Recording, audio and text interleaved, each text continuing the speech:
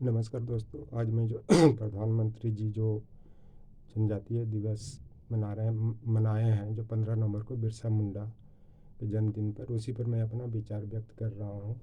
मैं आपको बता देना चाहता हूँ कि जो जनजातीय दिवस जो बिरसा मुंडा के जन्मदिन पर मनाया गया है, तो बिरसा मुंडा ने तो सब दिन ब्रिटिश सरकार से लड़ा। उसके लिए एक एक इंच के लिए ज़मीन के लिए लड़ा। उसके बाद फिर उन्होंने हर चीज़ की लगान को माफ़ करवाया। लेकिन वर्तमान जो मोदी सरकार है, देखिए आप किस तरह से किसानों को परेशान कर रहे हैं। किसान के लिए कृषि बिल 3 ला दिए, उससे किसान सब परेशान हैं। इसी से आप अंदाज़ लगा सकते हैं। जबकि बिरसा मुंडा ने के बलिदान के बाद वो जो ब्रिटिश सरकार थी, उसने छोटानागपुर टेनेसी एक्ट ने स्वाट बना करके किसानों के हित में काम किया था। लेकिन अब तक 1 साल के अंदर में कितने किसान मर गए हैं, लेकिन फिर भी देख लीजिए अभी तक इस कृषि कानून को वापस नहीं लिए। दूसरी चीज़ की, बिरसा मुंडा समझौता भी करते थे, उसके बाद भी लड़ते भी थे। लेकिन आज के डेट में देख लीजिए कि चाइना किस तरह से भारत पर के क्षेत्र में अतिक्रमण कर लिया है। उसके बाद 13 वार्ता भी हो चुके हैं, लेकिन फिर भी कुछ निष्कर्ष नहीं निकल रहा है। ज़मीन कब्जाते हुए जा रहे हैं। और यहाँ के जो प्रधानमंत्री हैं अब तक कुछ नहीं कर रहे, सिर्फ वार्ता और वार्ता हो रही है। जबकि 1962 और 67 के युद्ध में देख लीजिए कि भारतीय सेना ने चाइना के साथ लड़ा। उसका परिणाम जो भी हो, आज ही भारतीय सेना लड़ने के लिए तैयार है, लेकिन प्रधानमंत्री जी इस पर कुछ नहीं कर रहे हैं, न सेना को स्पष्ट निर्देश दे रहे हैं। इसीलिए एक एक शेर भी कहा गया है कि केवल मनोरंजन न प्रधानमंत्री का कर्म होना चाहिए, उसमें उचित उपदेश का भी मर्म होना चाहिए।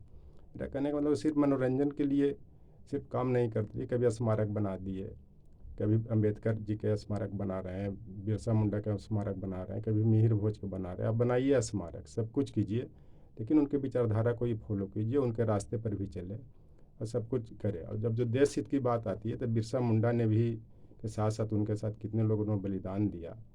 वो जो छोटा नागपुर क्षेत्र में जो आदिवासियों को परेशान कर रहे थे, तो इस पर मैथिली शरण गुप्त ने भारतीय कविताओं में लिखा था, देशभक्त वीरों मरने के नेक नहीं, डरना होगा प्राणों का बलिदान देश की वेदी पर करना होगा।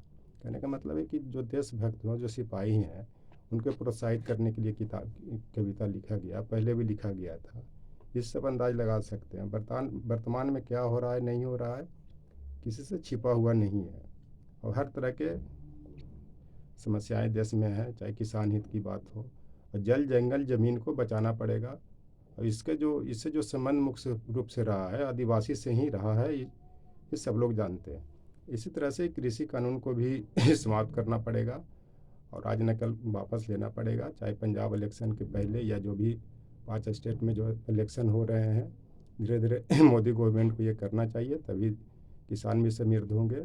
देश के आदिवासी हो, चाहे ओबीसी हो, चाहे जो भी पिछड़े क्षेत्र हैं, उनको अमल में लाना पड़ेगा। बिरसा मुंडा की विचारधारा को बढ़ाना पड़ेगा, अंबेडकर जी की विचारधारा को बढ़ाना पड़ेगा। सिर्फ अंबेडकर जयंती या बिरसा मुंडा जयंती या कोई भी जयंती मनाने से नहीं हो सकता है, इसके लिए ये करना पड़ेगा। दूसरी चीज़ की, जितने भी लड़े गए या 1857 के संग्राम से ले, चाहे नील आंदोलन जो पहले 1756 में हुआ था, उसमें कम से कम लड़ने के बाद परिणाम भी आया। उसी तरह से मैं कहता हूँ कि आप बिरसा मुंडा को या किसी को भी जयंती मनाते हैं, जनजातीय दिवस मनाते हैं, आप वोट बैंक की राजनीति कीजिए, लेकिन उसके विचारधारा को भी लेकर के चलिए। और जो चीन का जो समस्याएं अभी जो भारत के साथ जो चल रहा है, उसके लिए भी आप सेना को तैयार रखें। सिर्फ वार्ता ही नहीं करते रहिए, वार्ता करते रहिएगा, चाइना तेजपुर तक फिर घुस जाएगा और कुछ नहीं कर पाते हैं। युद्ध और बुद्ध दोनों के संकल्प होना चाहिए, जो अंबेडकर जी के टाइम से ये चला आ रहा है। युद्ध का मतलब कि आप लड़िए भी, बुद्ध का मतलब समझौता भी कीजिए। उसी तरह से आदिवासियों के लिए या जो भी एससी हैं या फिर ओबीसी हैं, जो यूपी में किस तरह से हाहाकार मचाया गया है, उस पर भी विचार कीजिए। सिर्फ स्मारक और ये बनाने से काम नहीं होगी। ये सब मोदी सरकार की कमजोरियों को उजागर करता है और इसको मजबूत करने की ज़रूरत है। और कैसे मजबूत करेंगे ये सबको पता है। और मन मुताबिक, जैसे ब्रिटिश सरकार जो लगान लगाते थे ताकि किसान खेत से बेदखल हो जाए, उसके बाद नीलाम हो जाए, उसके बाद भी ज़मींदार को दे दिया जाए, अपना मन मुताबिक काम करते रहें।